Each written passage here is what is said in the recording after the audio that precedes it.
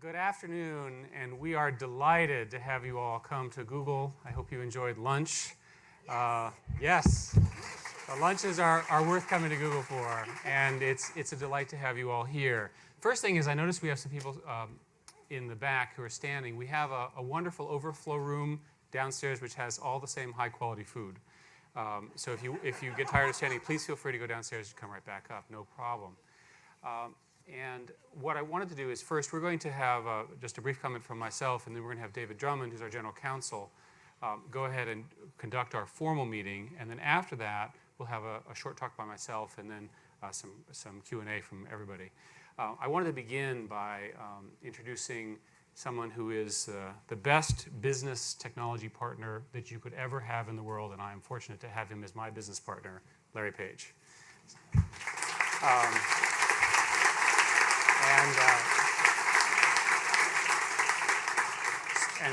Sergey's out of town, and is the other of the troika, and is just unbelievable. I also wanted to take a minute to acknowledge that we have some of our very, very distinguished board of directors here. Of course, Larry and myself, but the ones that really do the work, Art Levinson, Paul Odolini, and a number of others that I think are on the way. I wanted to take a special minute to acknowledge one board member for whom this is the last official time point in their board service, and that's Mike Moritz. Mike, as you know, decided not to return to the board simply because of the pressure of the firm of which he is one of the leaders in venture capital. And his contribution as a venture capitalist to the world, in fact honored in the Time 100 this week, and I think quite properly so, but his contribution to Google has been phenomenal. And we will miss him, and we wish him very much the best. So what we're going to do here is everybody here has registered, and everybody has an agenda. We've introduced the directors, and I also wanted to introduce a couple of other people, very important. Amy Walden, who's a representative of ComputerShare. Amy, right up here. And she, you have to pay attention, she is the inspector of the elections. And David Cabral, who's a representative of Ernst & Young, who's inspector of the whole company, because he's our independent and outside auditor, and of course a fine one, and one we've worked with for a long time. So David, why don't you begin, and let's do the formal meeting with David in charge. Well, good afternoon, everyone. Thanks so much for coming. Thanks, Eric. I'm David Drummond. I'm the Senior Vice President for Corporate Development and also the company's Chief Legal Officer, and have, I think, for a while been the company's secretary. So I'll conduct the formal part of the meeting today. A quick note about questions, because I know all of you probably have them. As stated in the rules of conduct governing the meeting, stockholders should not address the meeting until you're actually recognized. We'll provide a question and answer period after the formal part of the meeting, so you can ask questions, and that'll be after Eric's presentation. If you want to ask a question during the Q&A period, please move to one of the microphones. You see them in the middle aisle here. And after you're recognized, identify yourself and your status as a stockholder or a representative of a stockholder, then go ahead with your question. So I thank you for complying with these rules. Now, I've received the affidavit of mailing of ComputerShare, which states that the notice of meeting and accompanying proxy materials and annual report were mailed to the shareholders of record on March 22nd, 2007, which is the record date for this meeting. In addition, I've been advised by our Inspector of Elections that holders of our outstanding Class A and Class B common stock, representing at least a majority of the voting power of our outstanding capital stock that's entitled to vote in person or by proxy at this meeting. Therefore, we've got a quorum, and the meeting's duly constituted, and we can proceed. First item of business, and that is the election of directors. 10 directors will be elected at today's meeting. The directors elected today will serve until the 2008 annual meeting of stockholders or until their successors are duly elected and qualified. The board of directors has nominated the following persons for election today: Eric Schmidt, Larry Page, John Hennessy, Ann Mather, Ram Shriram, Sergey Brin, John Doerr, Arthur Levinson, Paul Odolini, and Shirley Tillman. Now, our bylaws require that a stockholder provide advance notice of any intent to nominate additional persons as directors. We haven't received any such notices, so accordingly, I declare the nominations for directors closed. Now, the next matter being submitted to you, our stockholders, is the ratification of the appointment of Ernst & Young as our independent registered public accounting firm. Our board of directors has recommended that our stockholders ratify this choice for the year, that is for the fiscal year ending December 31st, 2007. The third item of business being submitted today is to approve an amendment to our 2004 stock plan. And that amendment is to increase the number of shares of Class A common stock available to be issued under that plan by 4,500,000 shares. Our board of directors has recommended that our stockholders vote for this amendment. The fourth item of business being submitted to our stockholders is to approve the executive bonus plan. You may have seen a description of this plan and a copy of the plan that was provided with our 2007 proxy statement. Our board of directors has recommended that our stockholders vote for the proposal to approve the executive bonus plan. Now, we have one final item of business to be submitted today, and that's the consideration of a stockholder proposal that's brought to this meeting by the Office of the Comptroller of New York City. Our board of directors has recommended that our stockholders vote against this stockholder proposal. Now, at this point, I'd like to introduce Mr. Pat Doherty, who's a representative from the Office of the Comptroller of New York City. He's going to present the proposal to you. Mr. Doherty, you have 5 minutes to make a statement regarding the proposal. I'll let you know if you're running out of time. Thank you. Thank you, Mr. Chairman. Fellow shareholders, my name is Patrick Doherty, and I'm here today on behalf of the New York City pension funds to present our fund's resolution calling on Google to institute policies to help protect freedom of access to the Internet. Early last year, Google launched Google CN, a search engine based in China that censors search requests that the company feels would be politically objectionable to the Chinese government. We believe that companies operating in countries with repressive governments and a weak rule of law must make special efforts to avoid being seen as complicit in human rights abuses. We are therefore proposing that Google not engage in proactive or self-censorship of its products, that it take legal steps to resist efforts of authoritarian governments to impose such censorship, and that it clearly disclose to its consumers instances where political censorship has occurred. Last year, Google's Vice President for Global Communications and Public Affairs testified before the U.S. Congress that the company's current policy of self-censorship in China is, quote, something that runs counter to Google's most basic values and commitments as a company, end quote. We agree with management on this point. We call upon the company to reaffirm its most basic values and commitments, and therefore, on behalf of the New York City pension funds, holders of 486,167 shares, I submit the resolution on Internet censorship found in your proxy materials. Thank you very much. Well, thank you very much, Mr. Doherty. Thank you for presenting the proposal. At this point, I'd like to make a very brief response to the proposal on behalf of the Google board and Google management. Google, as many of you know, is committed to free expression and to access to information. You know, these principles guide our approach to this problem of online censorship. We think about it all the time. We appreciate the spirit of this proposal that you've brought here today, as it expresses an overall view that is very consistent with ours. However, we oppose the proposal because we don't think that at the end of the day it advances the causes of free expression and access to information.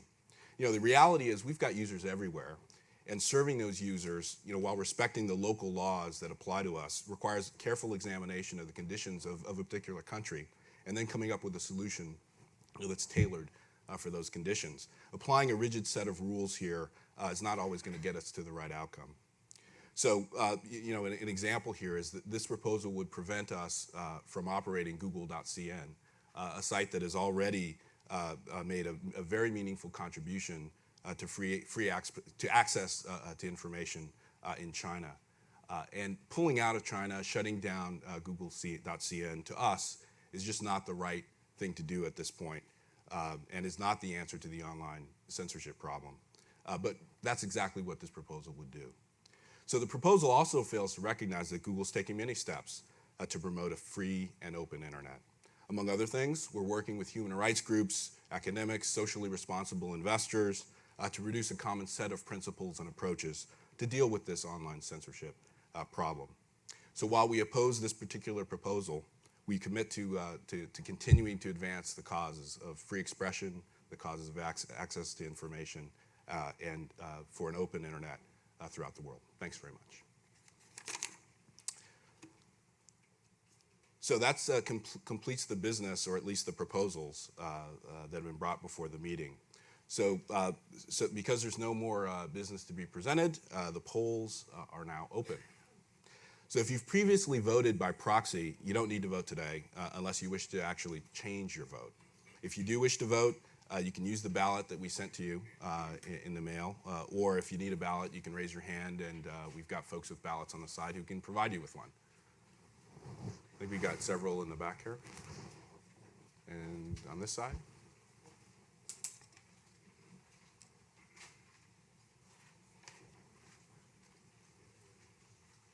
Got quite a lot.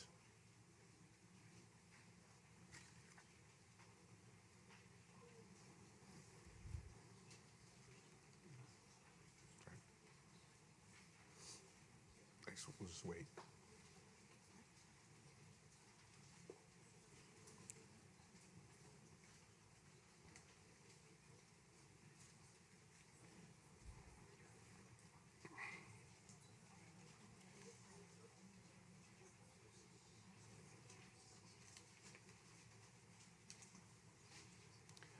We should have some music. Do you have any music? What's that? Okay.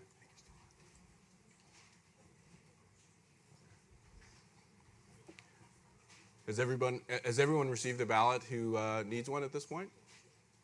Okay, I'll give you another couple minutes to go ahead and cast your vote.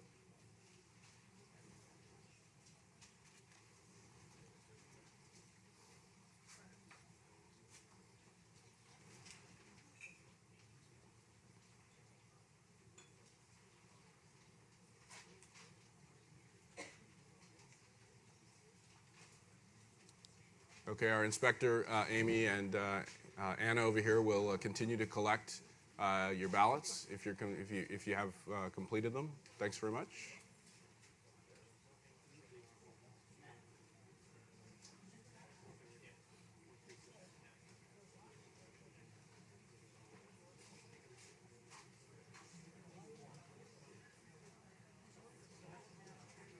Okay. So it looks like we've collected most of the ballots here, or pretty much all of them. So thanks very much for bearing with us here. At this point, I declare the polls for each matter that's being voted upon today to be closed. Don't worry, we're going to collect your ballot. We'll make sure we have that. And at this point, the Inspector of Elections, please calculate the votes and provide me with the results. Please bear with us another moment. Thanks.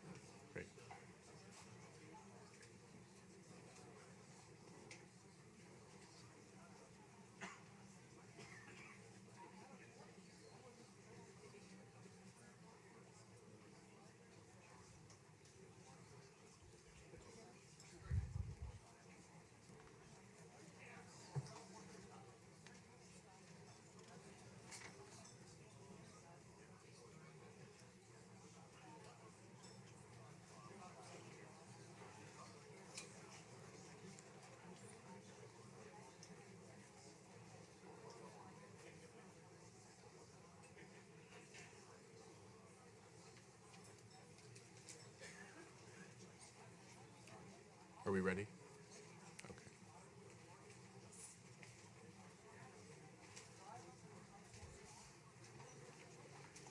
Okay. Okay. Thank you.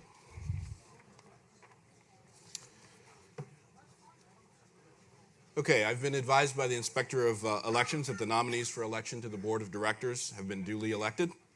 I've further been advised by the Inspector that a majority of the shares present at the meeting, in person or by proxy, voted in favor of the ratification and appointment of Ernst & Young as our auditors for the 2007 fiscal year, the approval of the amendment of our 2004 stock plan, and the approval of our executive bonus plan.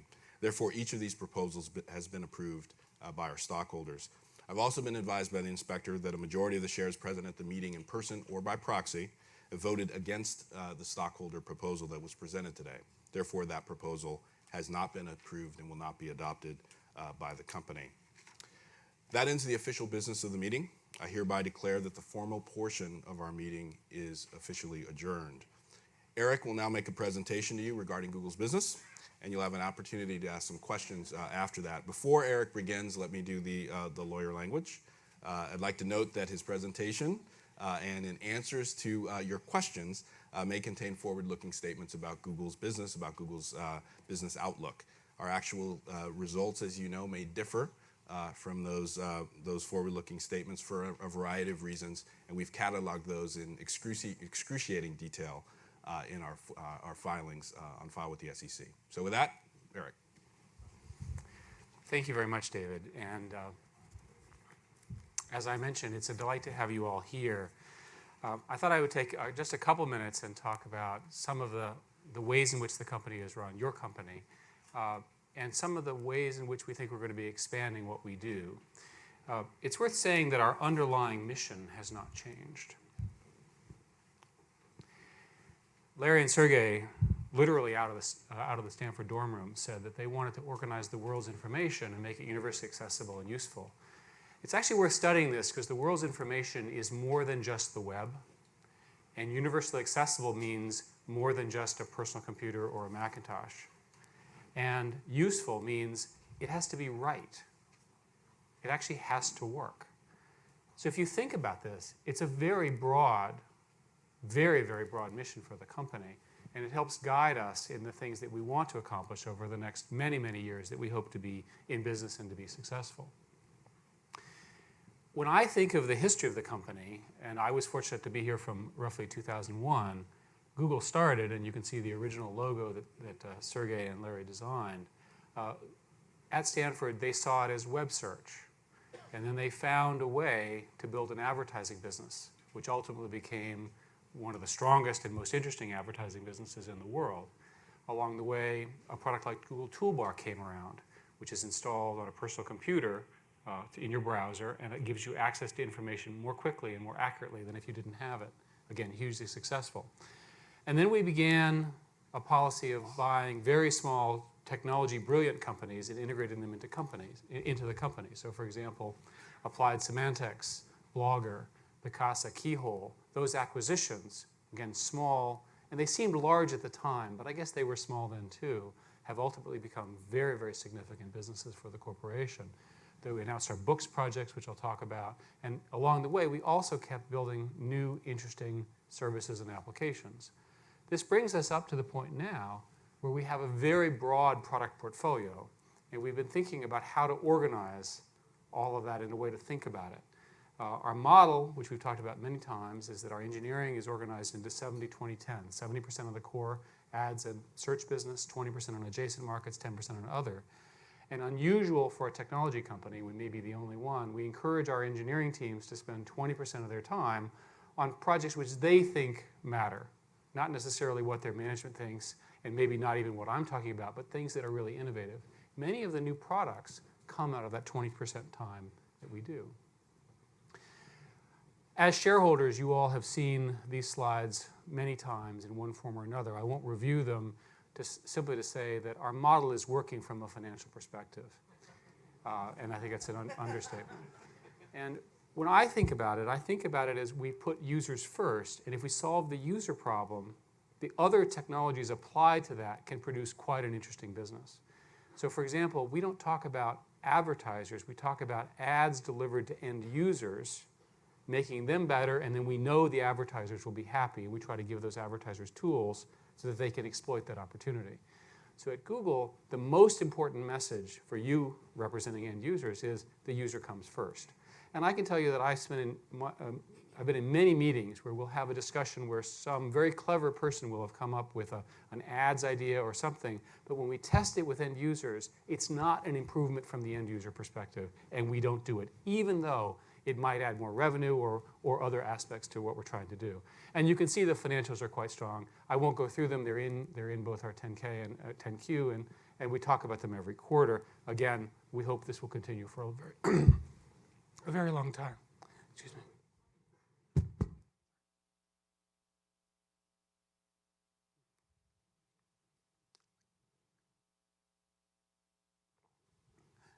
Until my voice went. Funny.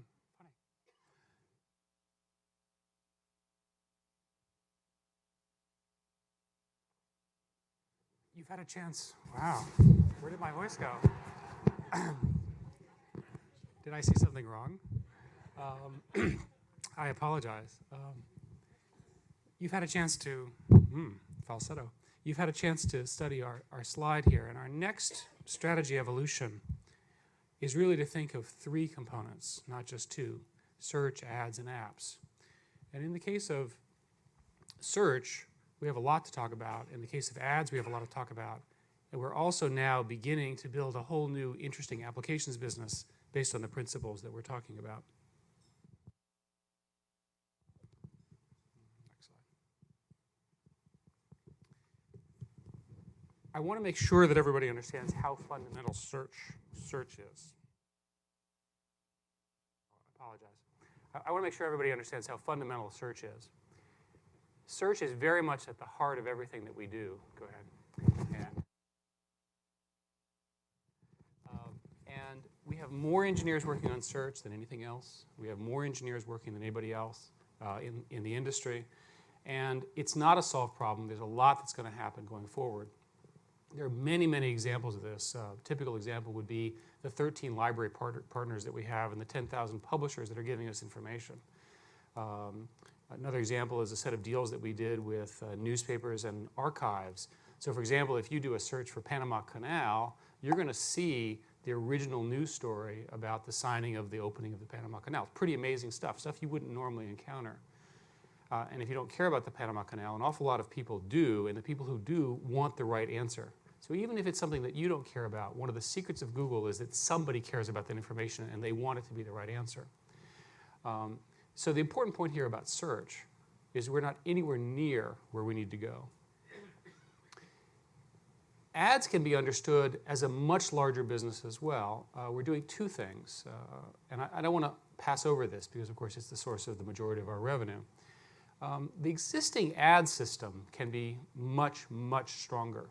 It can be stronger in a lot of ways. It can be much better for large advertisers. It can be much easier to use for very, very small advertisers. I'm thinking of the person in their house in a third world country doing things. The important thing is that making things deeper really means covering the entire spectrum of advertiser needs for a particular advertising product. We're doing very well there.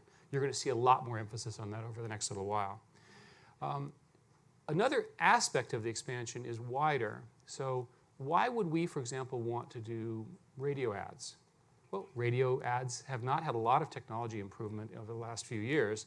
Our technology can make them more targeted. A more targeted ad becomes more valuable. What about television? We all watch television.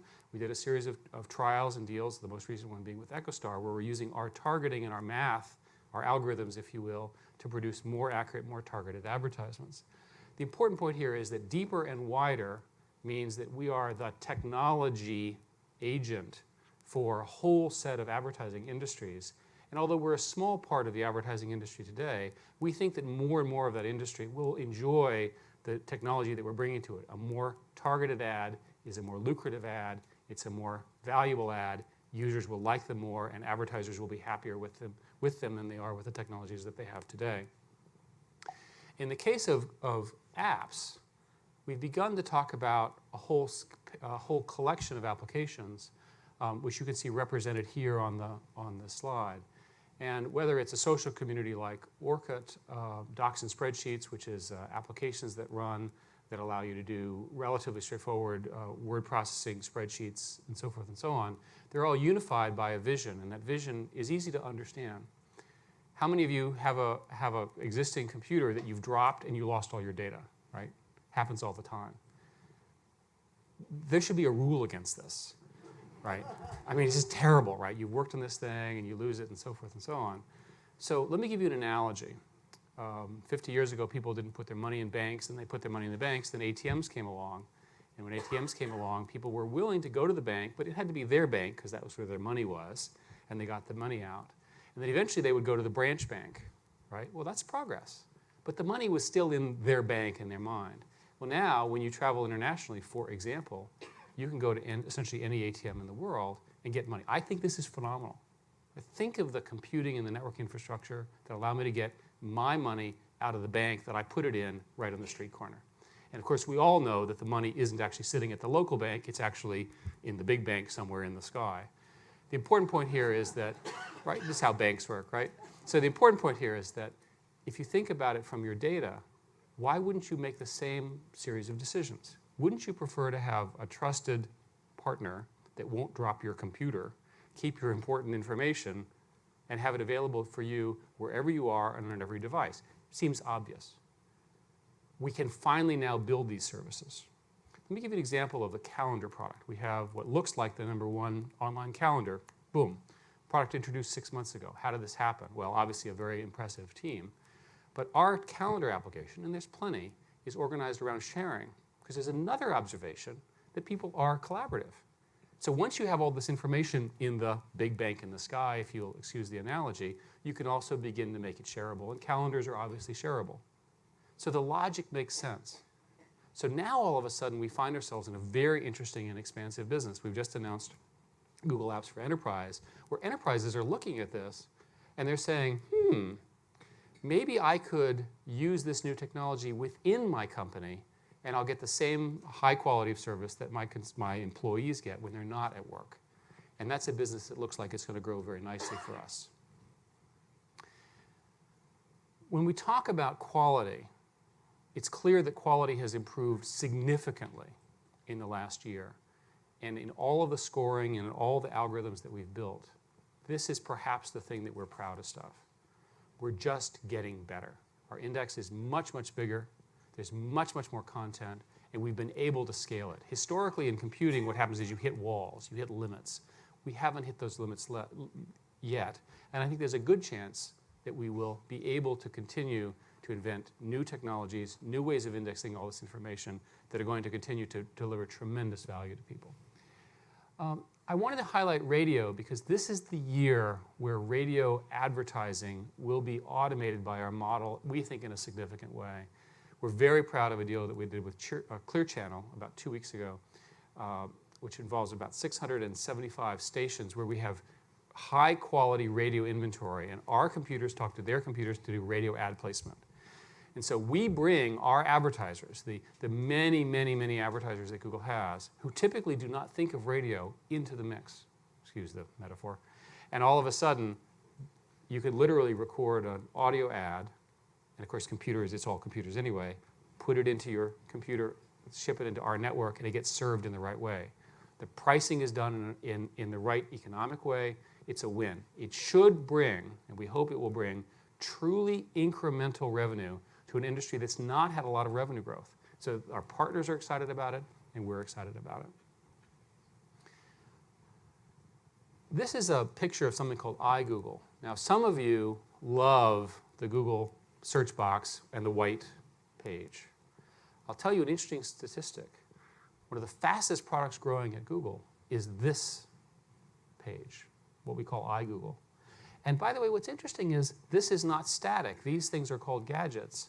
And there are many, many tens of thousands of gadgets now, and they do many different things. We use some obvious ones like calendar and the weather and the date and the NASA image. Of course, it's Google, so it has to be NASA and space related. But you get the idea. And of course, we have a crossword puzzle, and we have a social network, and so forth and so on. People are now putting up their own, and not any one of them is the same. So all of a sudden, iGoogle is my Google. You can do whatever you'd like, and you can add these gadgets. And in fact, we're having a big, big developer program later this month to try to get even more people building on it. What's nice about it is it's also a nice way to unify this applications vision. If the apps also run inside of iGoogle, then you don't even have to think about it. It's always there. It's always available, and it always works. Wow. If we think about iGoogle and personalization, these are some examples, right, of the developer day. We're going to, and again, normally a developer conference would be in one place. We're going to do it in 10 locations worldwide, all at the same time, right, globally, and get everybody really excited because it's a global footprint. I haven't talked much about the international component of Google, but I can tell you that part of our secret has been the international reach of the company and the tremendous growth we've had in international. We're very excited about that.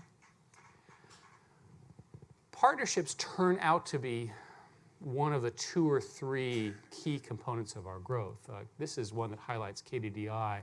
KDDI is the number 2 mobile phone provider in Japan, and KDDI offers both targeted ads as well as search to their customers. What's interesting is these are the highest performing ads that we offer in the company. And I go like, wow, how could that happen? Well, the obvious answer is because it's a personal device. It's highly personal. We know a lot about that person, and the phone knows where it is. So not only do we know who you are, we also know where you are. So we can show you a much, much more accurate ad. People are much more likely to click on. Things like, what am I going to have for lunch, and those sorts of questions.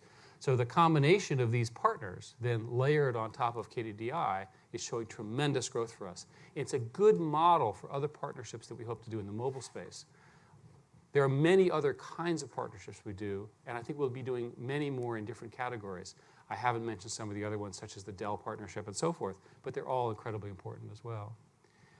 This is an example of what happens when you combine all this. This is a fella who decided to drive himself along Route 66, took pictures and created an oral history as a layer inside of Google Earth. So you can have the benefit of the bad food and cheap motels that this gentleman had to stay in during his drive from the comfort of your office.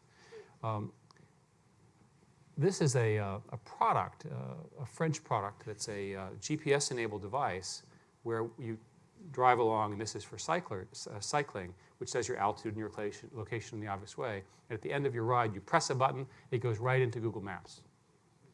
Unbelievable. So all of a sudden, you can see where you went, and you can't lie about the altitude you had. So perhaps the most serious one is what we did with Darfur. As everybody knows, there's this huge humanitarian crisis in Darfur, and it's very hard for us sitting here to understand the tragedy of this crisis. So again, using this technology and using a layer within Google Earth, we were able to highlight that. We've won many awards for this, and I hope that this kind of activity actually makes a difference in people's lives.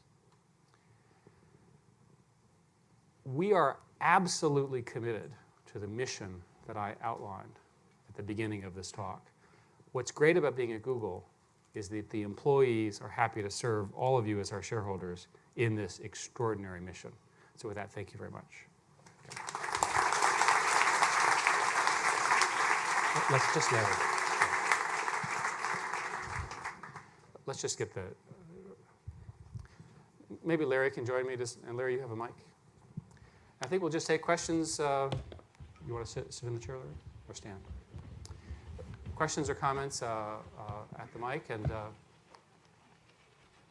the gentleman in the back, why don't you begin? Shareholder. I'm interested in international revenue, specifically the non-UK revenue. When I tried to learn about it, I looked at China, where you have a tough competition with Baidu.com. They have a high market share of search. They've positioned themselves very well with the hip group, with the crowd that wants good cultural language skills from a search engine and wants a lot of content like MP3s. So that bothers me. But when I look at the rest of the world, there's a lot of rich countries where there should be a lot of market, France, Germany, etc. The rest of Europe, Latin America, a lot of people in India and China too. So I'm wondering, why is it only 30%? Why does it differ so much from the 15% we have in UK? Are there other Baidu.coms out there, Yahoo, etc.? Or are we really competing with traditional media? In most of the countries, we are in the #1 spot in terms of market share as best we can determine. In many of the countries that you named, we have a very significant market share as best we could tell from third-party surveys. In China, as you pointed out, the surveys indicate that Baidu is #1. There's evidence that we're gaining share there by virtue of our investment and so forth. So the strategy is working, and I'm not sure what your question was because our commitment to international is strong. Did you have, maybe you could refine your question just a bit? Large population in rich countries that add up to 2 or 3 U.S.'s. Why only 30% compared to the huge amount we have coming from U.S. market? Well, partly it's because the advertising market in the United States is more mature. And we actually looked at not user traffic, but advertising market.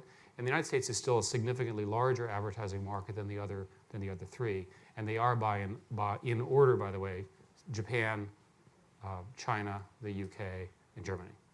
And we're doing well in all of those, and we're improving ourselves significantly in China. Next question. Yes, ma'am. Is it on? Yes. Okay, I just wanted to say it's very exciting to be here with you fun people and all the colors around me.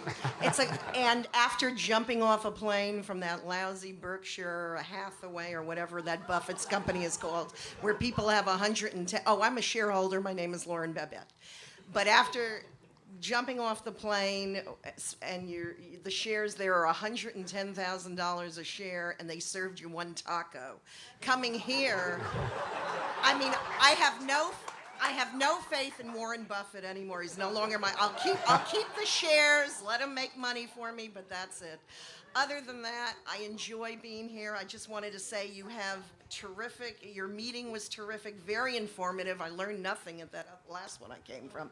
I'm very impressed with the fun-spirited college atmosphere, college campus atmosphere, the colors of Google all around me, the great sensuous food, sushi and delicacies you serve to the employees, and all the dogs from all walks of life you allow the employees to bring to work, from golden retrievers to poodles. The only thing lacking is the smorgasbord for the dogs. Now, my questions are, how high do you think Google can go? Can it go to $1,000 a share? I hope that's not insider information. And I noticed a couple of you are 33 years old, unless I read that wrong. But I just wanted to know what your secret is of success, even on a personal level, because for a company to become as great as Google, it's the ingredients of the human being behind it, or human beings behind it. What is it in you besides genes? And here's a more serious question, because sometimes when I'm on Google, and I've had friends tell me the same thing, they feel they're spies. Are there, because then I'll get pop-ups sometimes. Is it the people advertising with you that kind of throw in some spies? So I hope you got all those questions. Yes. Larry, why don't you comment on the drive of a 33-year-old? I think I might actually be older than that now. I think we've been really lucky to have a really large opportunity. And so we had, I guess we were lucky enough to have the confluence between having a really interesting vision of, how do you get all the information in the world to all the people in the world efficiently. And we were lucky enough the computer science actually really could help with that, and that we were in the right place at the right time to make that happen. And we also happened to be in Silicon Valley, and there's people who could fund it, and people who could manage it, and all those hard things too. And so I guess just not all those things usually come together. But I think also it's been an era where sort of individual teams, small teams still, can really make a huge difference. So you can build a product that does spell correction or something like that, and then you can show it to your mother who's doing Google searches. And you can be a small team, maybe 10 people or something do that. And they really feel like, oh my gosh, I've improved the spelling of the whole world, That's a pretty good feeling. I think it's really motivational to people and has really helped us grow the company and do all the things that we've done. My comment is that of people my age, there's sort of this negativity about the world. And I will tell you that, as a broad statement, and I will tell you that one of the great pleasures in life is working with the next generation of people getting out of the colleges and universities of the United States. The optimism, the creativity, the drive, and the passion is at a level that was certainly not present in my generation. It was not, because the people grew up faster, and they're more connected, and they deal with things more quickly. And the message inside of Google is one of tremendous hope for technology, for the world, and a great passion about the problems that we face in the world. And it's a great privilege to work with such people. With respect to your question about, I think I'd rather not talk about the $1,000 stock price question. I prefer not to answer that question. But the question about people taking a look at your searches and desktop and so forth, we're very careful not to allow the advertisers that we work with to do that to you. So it's probably maybe other applications or web applications that you're using that might be doing that. Larry enforces a set of guidelines on those advertisers, which they're constantly complaining about, which really does limit their ability to do that. Yeah, and partners. That's probably a third. Just like your computer can get infected with a virus, a lot of computers get infected with a program that shows ads. And so it just might generate pop-up ads. We don't run pop-up ads, so those aren't coming from us. But sometimes your computer's just infected and it's just spurring ads. Well, let's go ahead and get a couple more questions. Yes, sir, in the back. Thank you very much. Jason Dim, shareholder. 2 questions. What assurances can you give AdSense publishers that they will not be falsely accused of click fraud? And is there any recourse if a publisher feels his or her account has been wrongly disabled? And the second question is, it was recently reported that YouTube was going to share the wealth with their video creators. Have the plans on how this is going been laid out yet, and how this is going to work? With respect to sharing the wealth with the content, those plans are being put in place now, so they're not there. We announced our intent to do that, and we're doing it over the next month, so it'll happen fairly quickly. With respect to the disabling of click fraud, for those of you who don't know, there is a constant problem of people trying to game the ad system and the indexing system, and we apply our computer scientists to this problem. We're pretty good at sensing rates of click fraud. There is a manual appeals process, and basically if for some reason an advertiser is cut off, they can actually appeal. We've had a couple situations where people have been unhappy with our decisions, but we have tried very hard to police the network.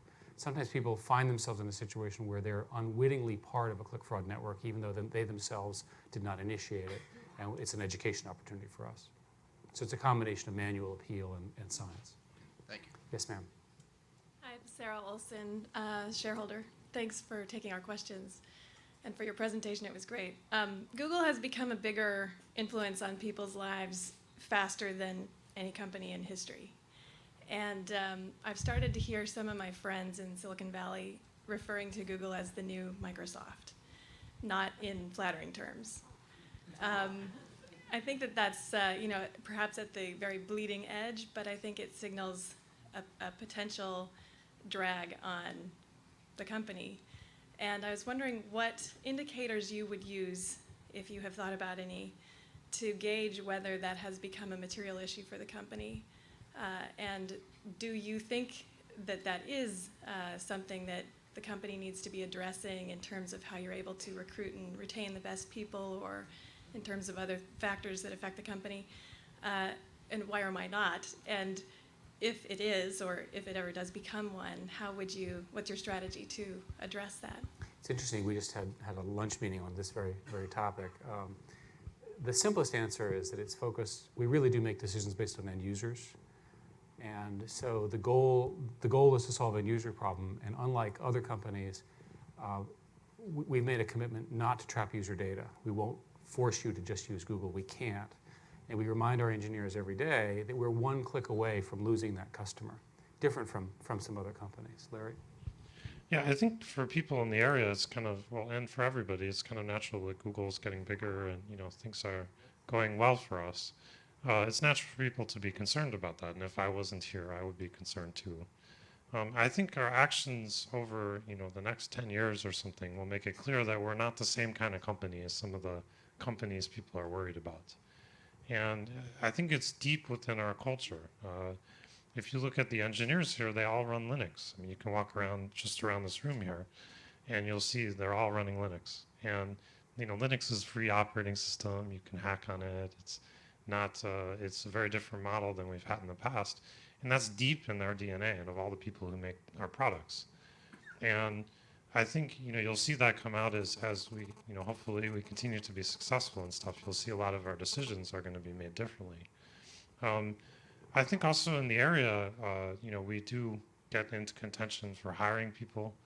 We have tons and tons of recruiters, and we cause traffic in the area, and we, their buses are running up and down, and they're all of our buses. Somebody actually told me they're trying to work at Yahoo, and they said, "Oh, go to this place and get on the bus." And they got on the bus, and it was one of our buses, and they ended up here, and so it's that kind of stuff too, which is just it's not really something. I mean, we try to be sensitive about it, but the scale of our opportunity is very, very large. I always gave the speech kind of when we were 200 people. We said, we're a search company. Search is going to be a big deal. We need to grow, to expand, to deal with that opportunity. And I still feel like we're in that stage where we're still a startup. And so for us, we're not serving every country in the world. There's tons of things that we should be doing that we're not yet doing. And so we need to scale to meet that opportunity. And some of that is we're going to, cause traffic around this area and those kind of things. And that is going to have some impact on other people. Thank you very much. Let's have the next question from the back. Carl Hoffner, a shareholder since your IPO. I want to compliment you on maintaining an open and free meeting with information that's useful to all of us. I went to the Apple meeting, and I know you were there since you're a director of Apple.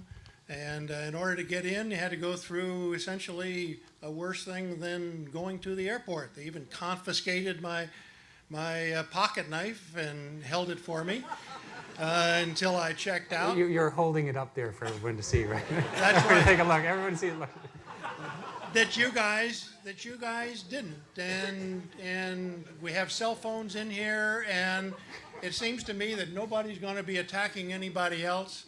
The other thing was But that sir, we did not see you as a distinct threat. is that you provided information. Mr. Jobs at Apple this morning, I was again totally unimpressed. Absolutely no information. I'll probably have gone to my last Apple meeting. I hope to continue to come to yours in the future, and they'll be as informative as this. Thank you. Well, thank you very much. Yes, sir. Hi, Dr. Schmidt and Mr. Page. My question is, you might have already answered this, but I just wanted to get on camera. But I read somewhere where you said that. Sorry about that. Okay. I read somewhere that you said that you didn't see a ceiling for Google's growth. Do you still feel that way? I mean, I still feel like we have.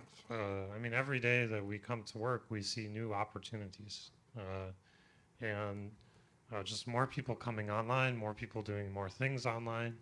The quality of search can be hugely improved still, which causes you to use it more than you use it now. We're still a very small percentage of advertising markets in terms of our revenue and so on. So I think there's still tremendous opportunities for us, yeah. Okay, thank you. In the back. Yes, ma'am. Hi, I'm Susan De Silva, proxy holder.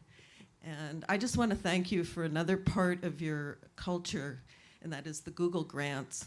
I serve on the board of a small nonprofit, and it's made a huge difference that people can find us on the internet. And it's just, we're... Would you mind describing for the audience what Google grants are? Because it's a pretty important program for us. Okay. The nonprofit that I work with is called CMRPI, and we're protecting children from child molestation and spreading information about that. And it used to be that it was hard to be found on the internet. And, we don't know what the secret codes are to get yourself high on the search lists. So we applied for a grant, and we were given it. And so now if you put in child molestation or protection of children, we pop up. Right. And we've reached a lot of people. It's just made the whole thing spread. And we're really grateful. Okay. Thank you. Thank you for that. This program is a huge success for us worldwide. It's one of the best things Google does. I'm really glad that you were able to use it. Yes, ma'am. Woke, and I have a website called fundraisingmom.com. I also am a user, I'm an internet marketer, and what I do is I use the ideas that I come up with of how to make money online to try to teach nonprofits how to make money using the same tools.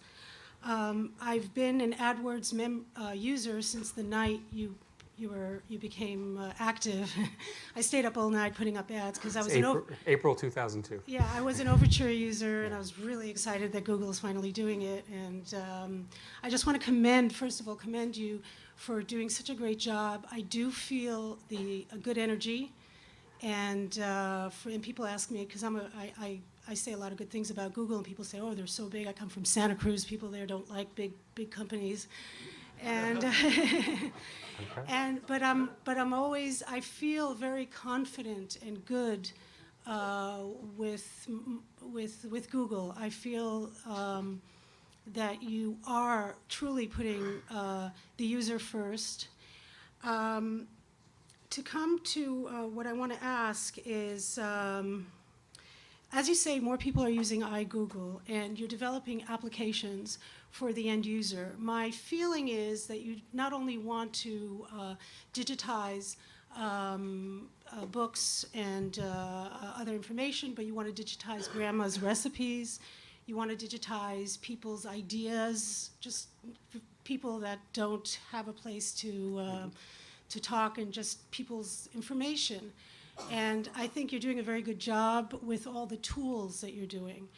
But I think that it's time to figure out a different package of how to get all those tools to the little people, to the little fundraisers that I'm talking about, the little communities, the schools, the churches, the synagogues.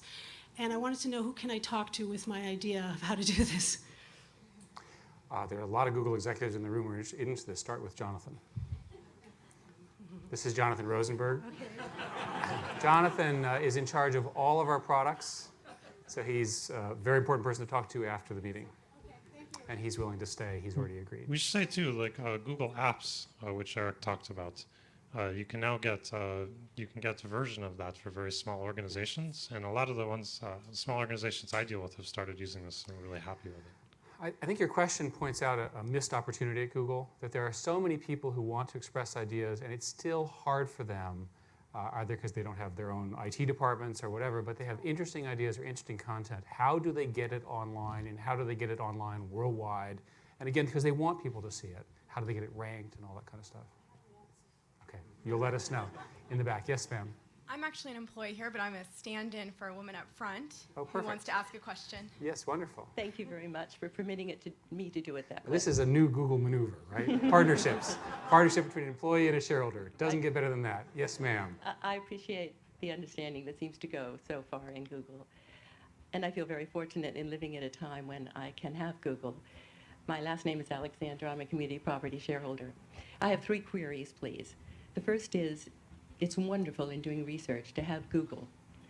When I reach the topic for which I've been looking, I do have problems, perhaps I don't understand it, with the arrangement that then comes. It doesn't seem to me to be chronological necessarily. You mentioned the Panama Canal. So either the most present information, if that could come first, or for example with prescriptive drugs, you have a small outline for physicians for side effects.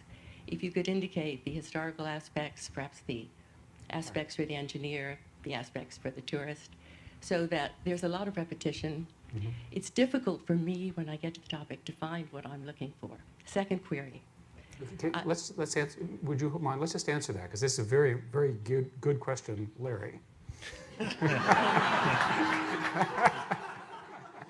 I get the hard questions. I think what you're getting at is actually the core of what we spend most of our time working on. So we spend about 70% of our effort on search and advertising. And very many of the people who work on search work on just the topic you just outlined, which is how to get you the exact right thing. And that includes, whether it's structured information as the prescription drug information you mentioned, which is sort of set aside because it's structured more than normal web search, or whether it's chronological or not, or news archives like Eric mentioned. We actually have a program that tries to determine which of those things you actually want and give you that right kind of information. But it's nowhere close to being perfect yet. The prescriptive drug I used as an example of an Yes. outline at the beginning.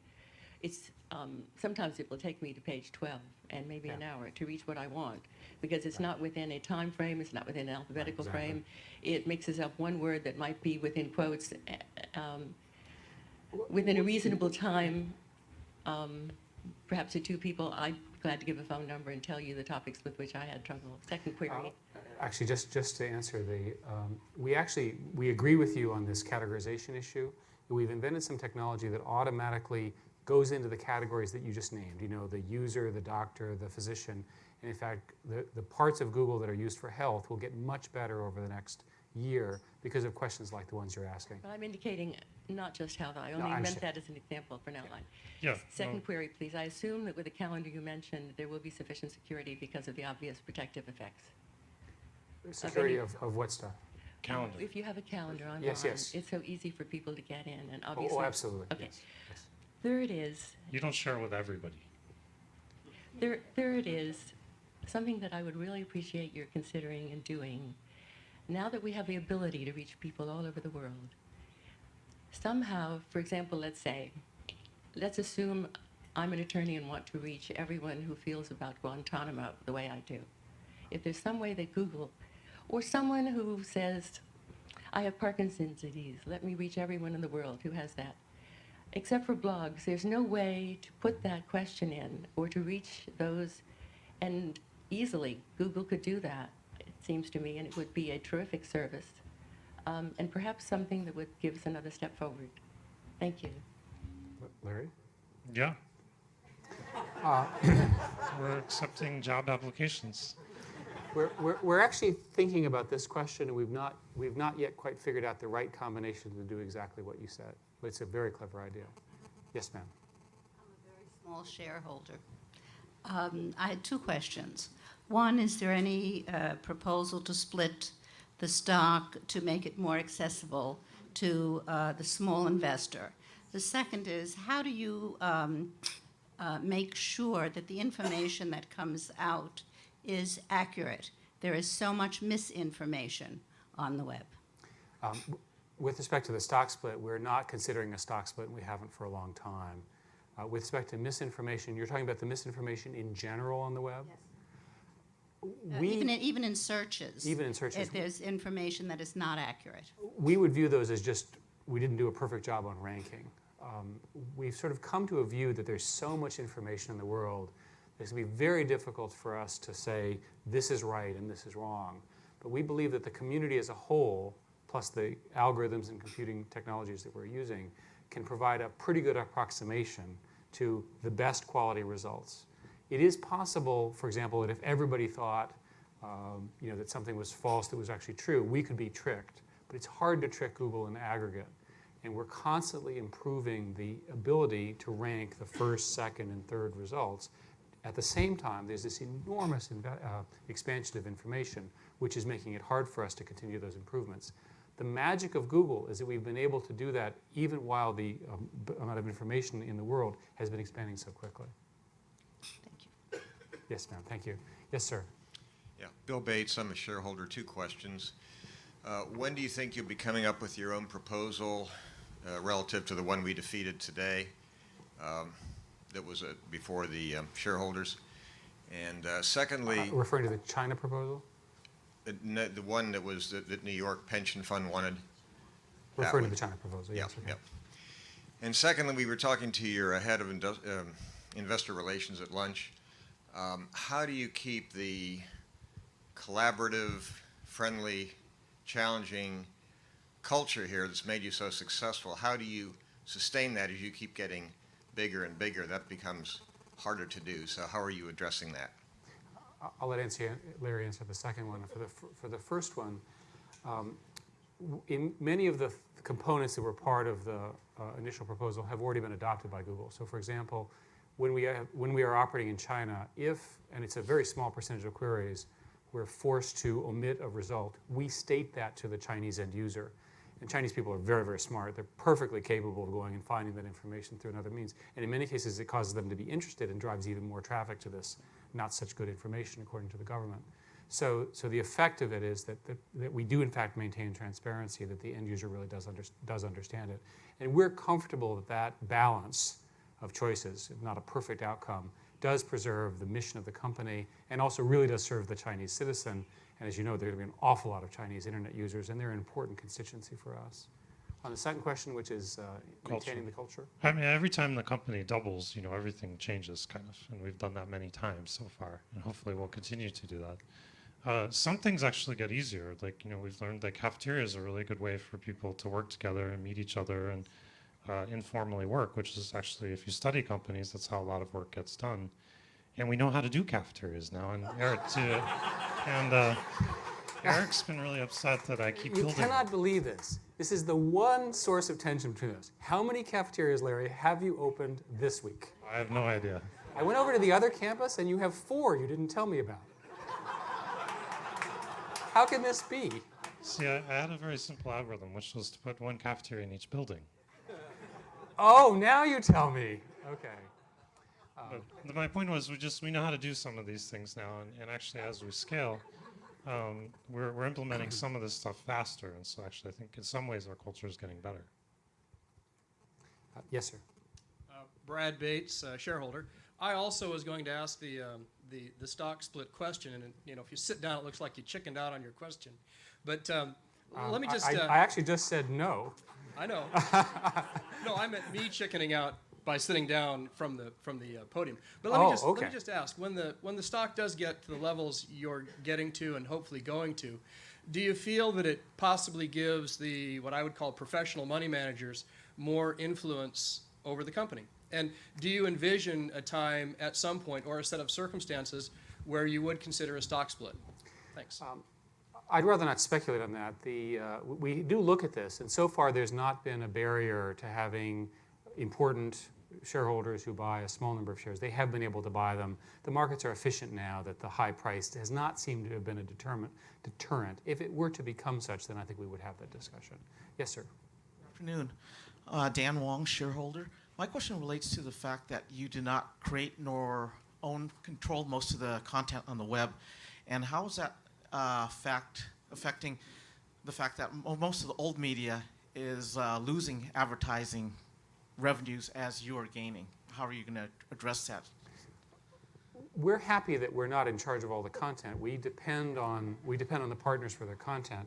We want to provide more monetization and advertising opportunities for them. That's the core of our strategy. And in that sense, Larry would say that we should be the best partners for what you're calling old media, because we have such nice reach, we have such good technology, we have such a good brand. So it should work. And as we develop new advertising models, it should serve very well. We should say too, I don't think it's like our gain, their loss. I just think there are trends going on. We don't have content. We don't employ people to make content and so on. And so we're in a different business than they are. But ultimately, we'll give high rev shares to those folks, and we're their best partner for distribution and also for monetization. Now we're going to run out of time. I wanted to make sure we take the questions from the people who are still standing. So yes, sir, in the back, if you could go, and we'll try to answer these a little more quickly, and then we'll finish up. My name is Jack Easterling. I'm a stockholder. I personally want to thank you for not splitting the stock, because I believe that Wall Street would like that very much. The other thing is I'd like to ask is, I realize that you have a corporate jet. I'd like to know if... we do not. You do not? No. Oh, I had heard that you did. And if you do get one... Okay. No, go ahead. Can you assure us that the three of you, the three that are primary here, can be such that they will not travel together in the same aircraft? Very good question. Since I'm the pilot and they're the 2 passengers, it's really a problem.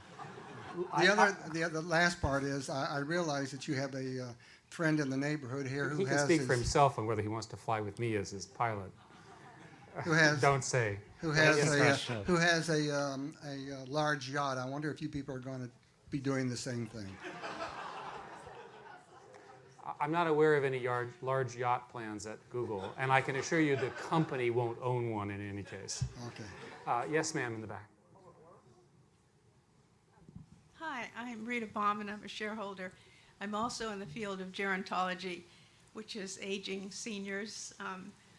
I mentioned to the gentleman sitting next to me that it's so nice that I'm here in a large group, where, different from concerts and symphonies, where almost everyone has gray hair. There's just a sprinkling of gray-haired people here. But on that subject, I'm just wondering if... I don't have that much gray hair.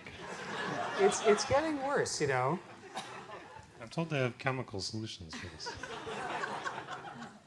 But yet the field of aging is so vast. The overage 85 group is one of the fastest growing age groups in the country. We already have almost 15% of our population is 65 or older, and in other developed countries it's more like 20 to 25%.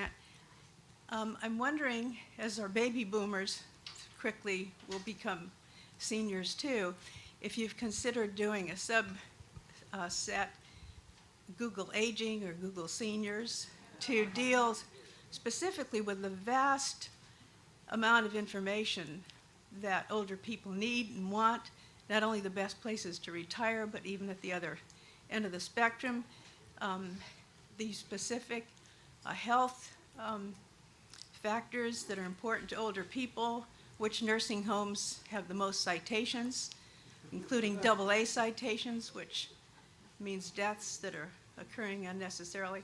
So it's a wonderful field. I used to write a seniors column. I know it's very popular, but I don't think there's enough people who are spending time and devoting information specifically for seniors, and I just wondered if you'd consider that. I think Eric should answer because he'll be older first.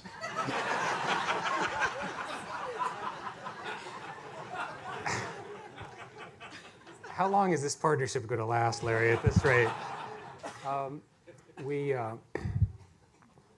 We would prefer to solve your problem, as you state, which is a very important problem, by knowing more about the end user, by knowing more about the age, preferences, lifestyle, medical condition, through a process that we call personalization. And over time, we think that Google will know more about you, and it will be able to provide more tailored results. And those more tailored results will be more accurate. They will reflect your question. They will be, from your perspective, they will be as tailored as you asked for, but it doesn't require a completely different site or tab or community, because we don't know how to divide up. We don't know whether we should stop at 85 or 60 or maybe 52, Larry, in my case. Yes, sir. Yes.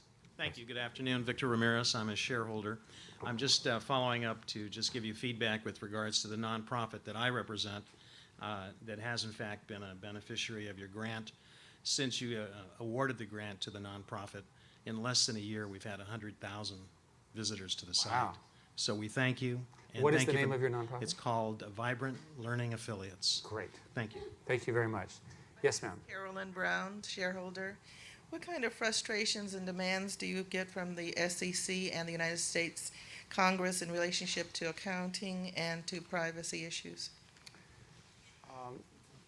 With respect to accounting, we have this amazing chief financial officer named George Reyes, who's here. He's watching me as we speak.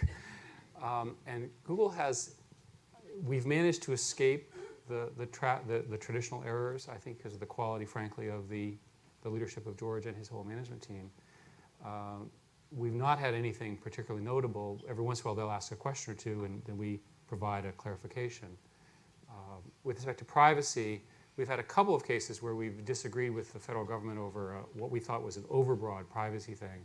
And one of the great things about the United States system is that there is a legal process that we were able to use to get it limited, and then we complied with it. So it was a very good outcome. Okay, thank you.